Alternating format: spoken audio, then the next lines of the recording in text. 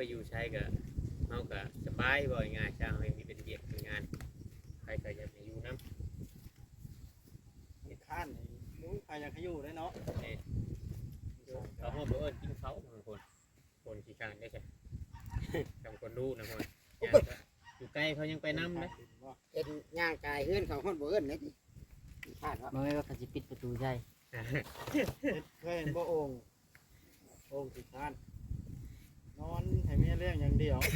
สิได้บ่มีเมียเจ้าก็ได้เนาะฉันนอนให้เมียเลี้ยงแบบโอ่งข้านเป็นได้ดีมันก็คือไอ้ขี้คันนะ การเรารู้แล้วเดี๋ยวนี้เนาะเรา เรา รู้แล้วเดี๋ยวนี้ เราเป็นพนักงานนั่นออนไลน์แล้วเดี๋ยวนะ มีแต่คนจองคิวกันได้เนาะเรารู้แล้วเราเห็นเวียกเห็นงานมีแต่คนจองคิวกันเอาเราไปเป็นอย่าลืมกดติดตามเพื่อเป็นกำลังใจให้ผมด้วยนะครับทุกคนขอบคุณมากๆครับ พี่น้องเปิดภาพเป็นว่าคำลาดเมื่อยแห้งเราอันไถนาโอ้มานั่งเช้าเมื่อยบ่เดี๋ยวนี้สบายดีเด้อนั่งนั่งนั่งกับเจ้าสิสัมภาษณ์นะ น้องมีมึงมีสัญญาณนะคำละเมื่อยพี่น้องเลยเนาะไทยนาสบายดีเด้อคำละสบายดีเจอไปชงให้ที่3ลูกปืนแตกก่อนเป็นอะไร ลูกปืนรถไทยได้พี่น้องไม่ลูกปืนเนื้อ พักผ่อนย้อนรถไทยลูกบีแตกใช่ป่ะอ๋อเป็นอะไรเจ้ามาอยู่นี่ปีแรกบ่รู้ว่าจากไหนอยู่น้ำเพิ่นเลยฮะไทยหน้าปีแรกโอ้สั่งว่าเถอะเนาะบาทนะ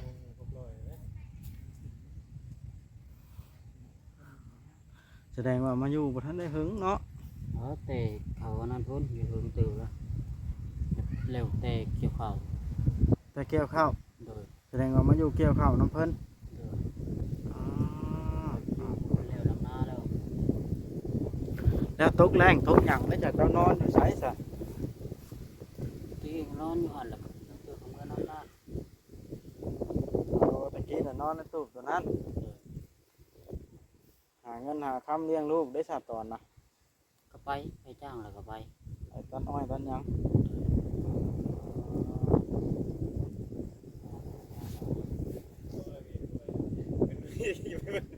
ฮะ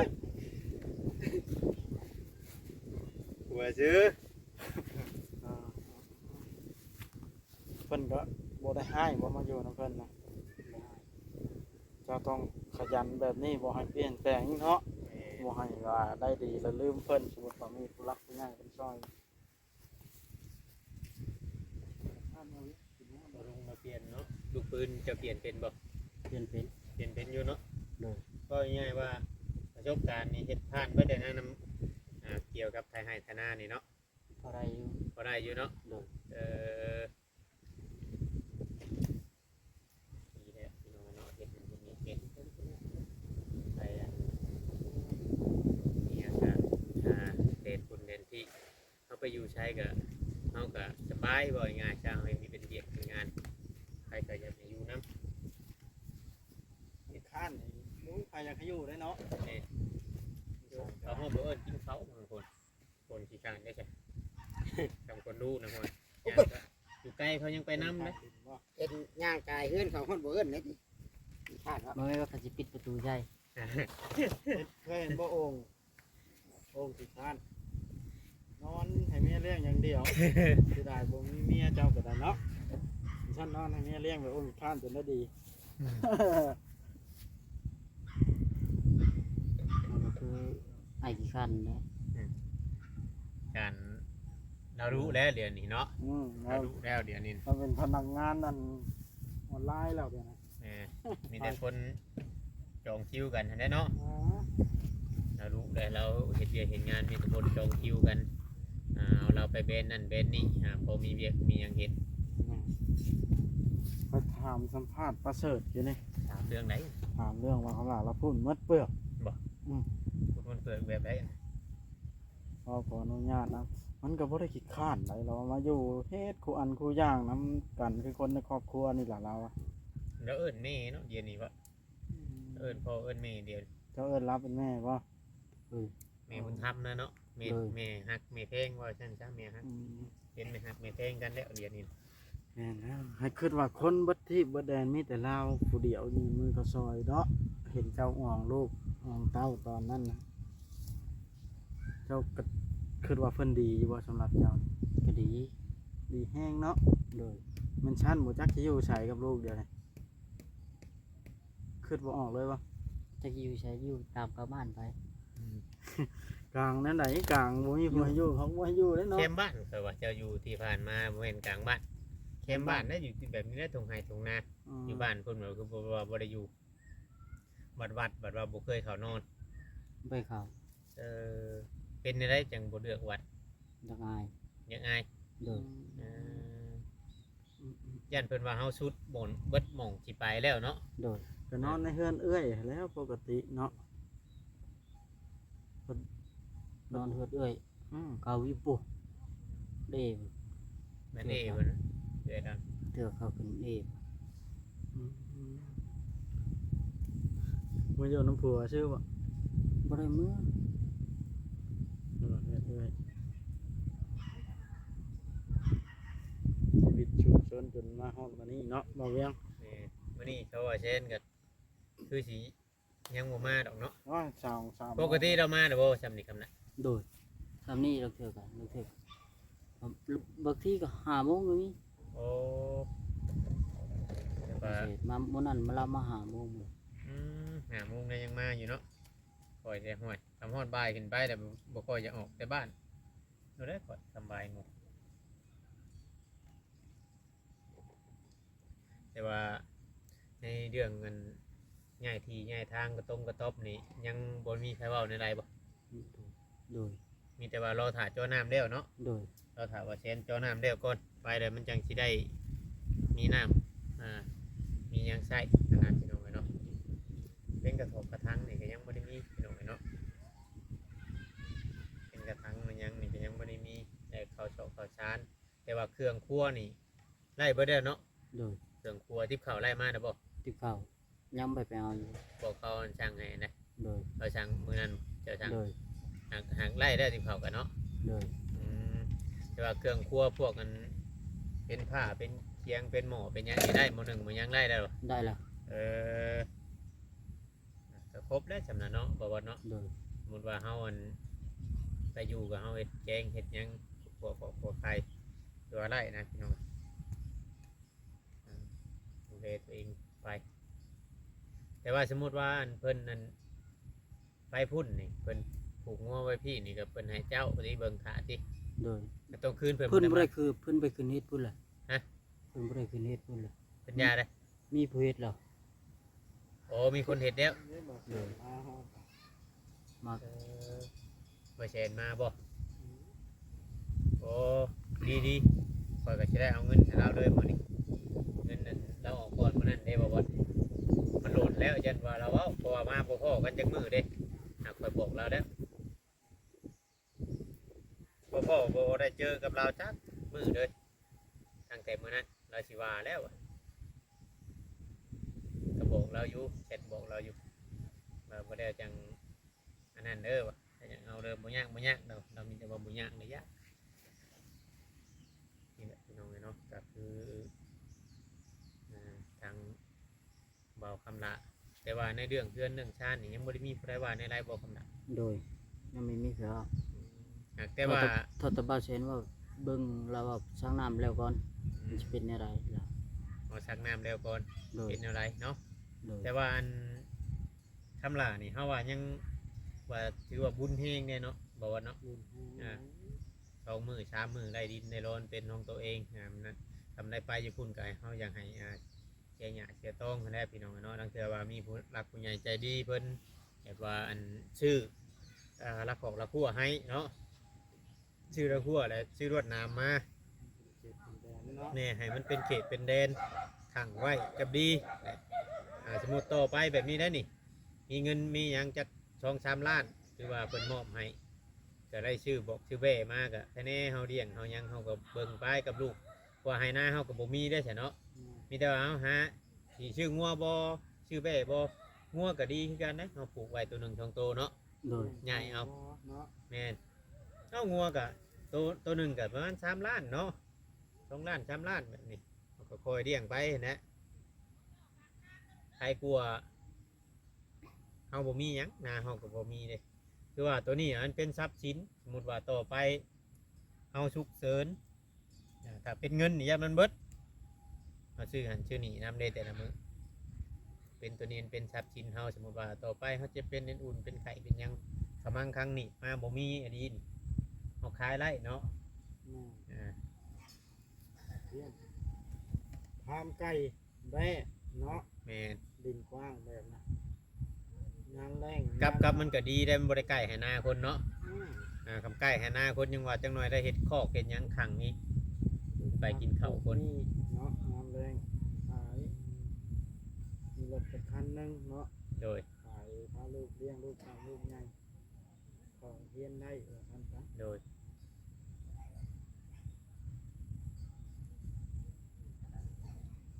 ขนาดพ่อนี่ก็อ่านคนบ่เป็นเหรอลูก พี่น่าสมมุติว่ามีทางผู้รักผู้ใหญ่ด้วยว่าแม่ FC เพิ่นช่วยเข้ามาแล้วมายังเงินชานมีแล้วสมมุติว่าเพิ่นอยากให้ลูกให้หยังเขาหาโรงเรียนนี่สิให้เขาอยู่บ่ ให้เขา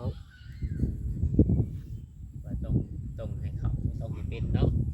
ว่าโรงเรียนก็บ่ได้ไกลปานใดพี่น้องเอ้ยเนาะย่างขึ้นไปนี่ก็ฮอดเอาย่างคำละหรือว่าซื้อรถเถาะรถถีบนะสมมุติว่ารถถีบผู้ใหญ่เนาะขี่ผู้ใหญ่หรือว่าขี่ปั่นจักรยานไปส่งลูกเลยนี่นะพี่น้องลูกไปเขาห้ำเรียนต่อไปมันจังสิได้ฮู้เลยฮู้หยังผู้อาจารย์บอกสอนกับเฮาบอกนี่มันต่างกันการดึงแขกดึงคนนั่นนี่นั่นคืออันนี้คือเดียวนี้แหละลูกเจ้าคือว่าทาแม็กนี่ก็ง่ายก็เริ่มแบบจากอันนั้นได้พี่น้องเพราะว่า มันยังน้อยอยู่กับว่าแม่นพี่น้องยังบ่จักให้เอาสิบอกก็บอกไปชื่อนอกจากงานตำรานี่คอยบอกคอยสอนไปแบบคอยปรับตัวไปวางหันยังย่านคนบัดนี้มันดึงได้บัดผู้นั้นมาก็เอาขนมให้ผู้นี้มาก็เอาของดอกของดินให้บัดดึงได้บัดนี้นะบ่คือได้ตอนใหม่ๆเนาะ โดย ตอนใหม่ๆบ่เคยเห็นได้จ้ะส่วนหลายสิอยู่แต่กับพ่อไปนอนตามเหงาไม้เหงาโตะไปลำไห้ลำนาคนกะ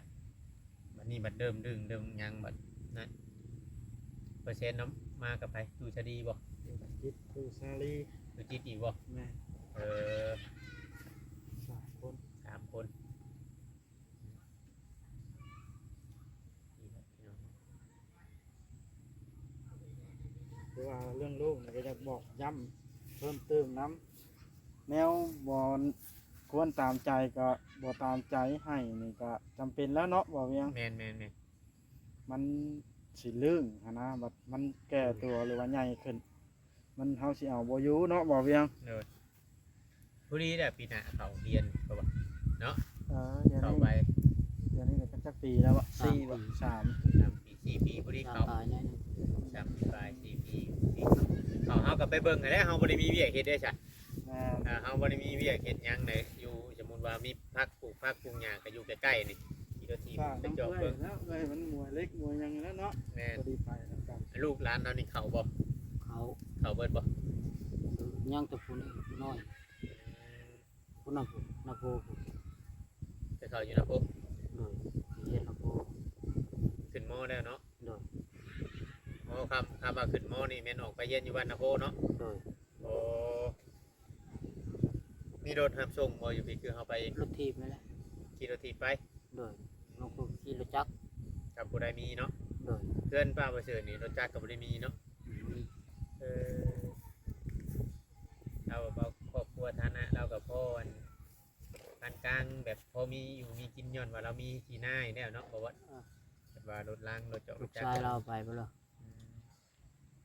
ลูกชายเราเอาลูกเอาเมียก็ คือว่ากันบ้านเริ่มไปบ่มีรถจักรขี่ครอบครัวนี่เนาะ แม่ การใช้ชีวิตนะฮะ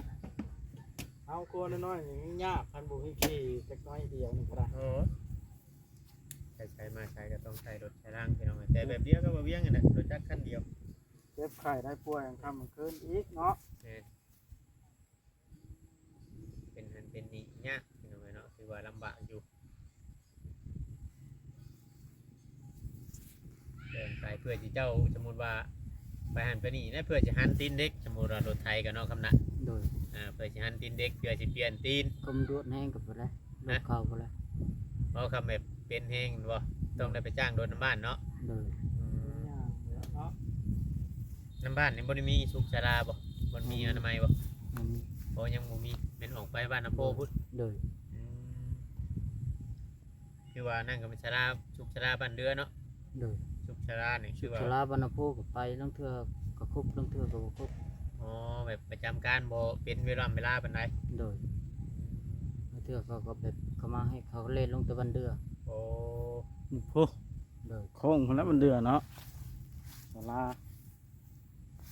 บ้านเดือมันแบบเพิ่นประจำการตลอดเด้น้ำบ้านเดือมันเป็นแบบสุขศาลาเก่าตั้งแต่ล้นแล้วเนาะ โดย มันล้นมันหลายปีแล้วแบบเพิ่นพวกหมอน้อยก็ว่าแม่นเด้อได้อยู่หั่นน่ะทำบ่วันแฮงก็ดีจังแม่นชงโตเนาะ แม่แม่ อ่ะ เหงาได้เพื่อน ฝนตกโดดขึ้นเนาะ โอ้ย เงาๆสีหนาวๆแบบนึงเนาะ ในใดนั้นนึง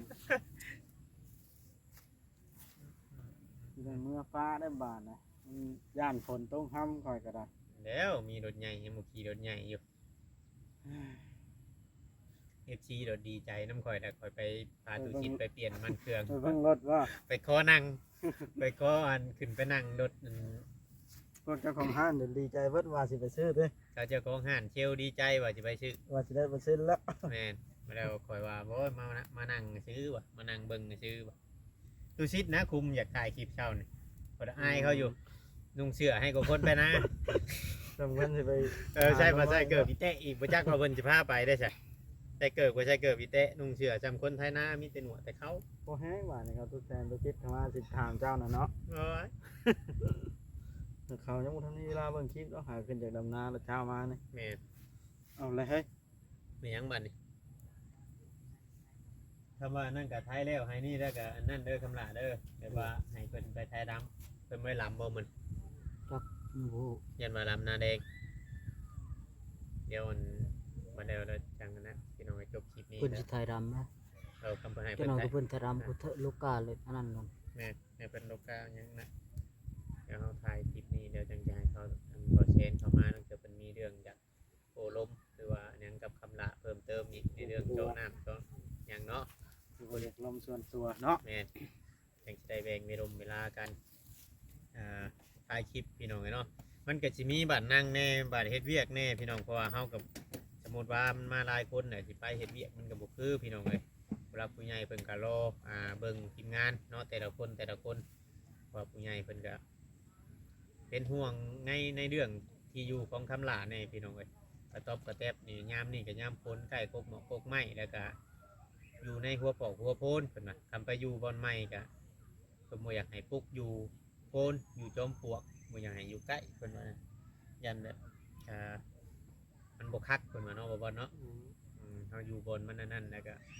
อยู่บนดินเพียงดินนั่นจะดีโดดเพิ่น โอนเอาผู้ขึ้นท้ายไปเนาะ แม่นโคนนี่ไว้ปลูกพริกปลูกผักปลูกหยังใส่ไล่หัวนะพี่น้องเอ้ยพอแค่ว่าไล่หัวอ้อมนี่เฮาจะให้คำลานี่หาเครื่องปลูกมาลงเนาะเป็นมะพริกบ่เป็นนั่นเป็นนี่บ่ต้นมะม่วงบ่แบบนี้นะพี่น้องเฮาชื่อเขามาให้น้องเพิ่นแบบนี้นะพี่น้องก็คืออันว่าหลายคนครับหลายดีมกดีใจนำเจ้าได้บนอยู่บนหยังใหม่อีกอันนั้นชีวิตก็เริ่มเปลี่ยนไปเริ่มเปลี่ยนแปลงหลังจากที่ทีมงานเข้ามาในท่านฮอด2 อาทิตย์จำเนาะ โดย ประมาณอาทิตย์ปลายๆพี่น้องเนาะก็คือว่ากินอิ่มนอนนับดีพี่น้องเนาะแบบว่าตื่นมาก็บ่ต้องคิดกังวลว่าสิอดสิหิวเนาะ โดย ในช่วงนี้นี่แหละพี่น้องเลยแต่ว่าอัน FC เพิ่นก็โอ้ตะกี้ ว่าง่ายๆว่าทั้งพ่อทั้งลูกนะแบบสีสันแบบจากเปลี่ยนไปพี่น้องกันเนาะจากจ้อยยังตะกี้น่ะมาบัดนี้ก็ห่วยคำลาก็จนบ่มีคอตุ้ยกว่าเฮาอีกเนาะวัดเจ้าฮู้อันมือแรกๆก่อนอ้ายสิเป็นคนมาถ่ายแบบนั้นน่ะนี่เจ้าฮู้จักว่าโอ้กูจะเข้ากล้องเพิ่นนั่นนี่เจ้าคิดนั่นอยู่บ่คิดกังวลอยู่ บ่คือได้ข่าวกล่องเจนในวันใดเด้ ฮะ จะสิเฮ็ดได้ล่ะ มาบ่เฮ็ดได้ก็เฮ็ดล่ะจะพลาดในใดงบมาแล้วแม่เราว่าไปตามเอานั้นโลดตามก็จริงโลด ผมเป็นจริงเลยเนาะ โดย นั่งป้อนเขาดูอยู่พี่น้องเนาะจำน้ำแกงหน่อไม้กินเขาเบิดแล้วก็ทางแม่ป้าเพิ่นก็ เบิ่งหาที่เหยื่อให้ในตาในชื่อนี่ คนแหละบ้านนี้เติงบ่เดี๋ยวต้องดูไม่ได้เห็นเลยเว้ย จุบว่ะ บ่มีบ่เห็นไปเฮ็ดในได้จริงๆอย่างตายังไม่บ่ไหนบ่วัด จบคลิปได้ก่อนนะ โดนเติบไปได้เนาะยันเขาเว้าจิตบ่เชนเพิ่นโลคิวพี่น้องเนาะจังใดก็เบิ่งชมไปนำกันมีแต่ว่าสู้ๆเด้อคำลาเด้อ โด อย ดใจก้าวอดก้าวยืนจังสิได้ทอนคำเพิ่นว่าบางเทื่อบางทีผู้รักผู้ใหญ่เพิ่นสิมองเห็นหันเห็นนี่พี่น้องขอแค่ว่าเฮาบ่ลงตัวเองแล้วก็บ่ล่าเริงแบบจนว่ากูนี่ผู้หนึงแล้วคือทางแม่ป้าเพิ่นบอกนั่นแหละบ่ให้จำชายเพิ่นบอกก็แม่นหยังดอกเพิ่นก็อยากให้เฮาได้ดีหั่นแหละให้เฮาพบแต่สิ่งดีๆหั่นแหละ ผู้รักผู้ใหญ่หลายๆคนเพิ่นให้กำลังใจเฮาอยู่เพิ่นบ่แม่นพ่อแม่นแม่เฮาเพิ่นก็คือเว้าแบบนี้นะพี่น้องไอ้ซัมพ่อซัมแม่คือว่าเป็นแม่บุญธรรมนั่นแหละนี่ก็ทางป้าประเสริฐแล้วก็กับแม่ FC ผู้เพิ่นสมทบกันได้ผู้เพิ่นให้กำลังใจพี่น้องเนาะต่างคนต่างอยากให้น้องได้ดีหั่นแหละ อ่ะ พี่น้อง สู้ สู้ๆ อ่ะ เด้อ สบายดีเด้อจบคลิปนะ สบายดีพี่น้องต่างคนต่างอยากให้ไปหาเขาว่าแชนอยู่เกี่ยวว่านะ พี่น้องคลิปนี้กับมาเวียงกันสิได้ขอตัว จบสำนี้เด้อพี่น้องกลับก่อนบาดในฝนมืดฝนมาแล้วพวก ไปนำถ่ายคลิปทำละพี่น้องเนาะยังไงก็อยู่ดีไม่แห้งเนาะ ย่านนั้นพี่น้องเลยย่านฝนทำทางเขาสิขอกลับก่อนทีมงานได้มาเนี่ยเอารถมอเตอร์ไซค์คู่ใจมานี่เลยโอเคเด้อพี่น้อง